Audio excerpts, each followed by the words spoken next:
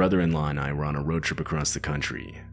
We were driving on a remote highway in New Mexico. I'm talking one rest stop or gas station about every 100 miles, every one of them being solitary with no other buildings in sight.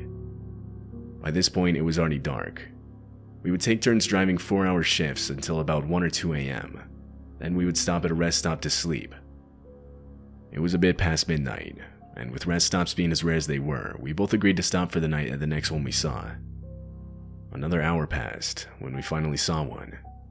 We took the exit, and sure enough, there was your typical middle-of-nowhere rest stop.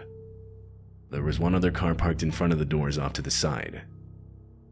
We got out to go to the bathroom and walked up to the double doors, each of us grabbing a door handle. The doors were locked. I turned and looked around to see if there was a sign explaining why. I mean, the lights were on inside, it didn't look closed. I cupped my hands to the door and further surveyed the inside. That's when I saw it.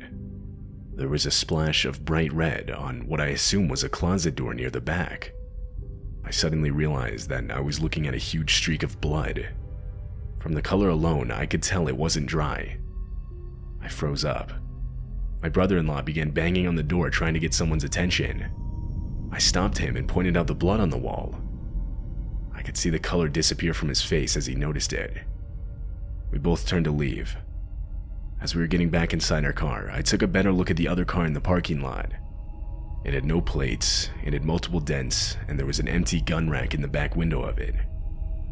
We pulled out, and as we were driving off, I saw the door to the rest stop start opening. I didn't really see anyone though. We pulled away before anyone actually came out. We weren't able to call the police for at least a couple hours. We had no service.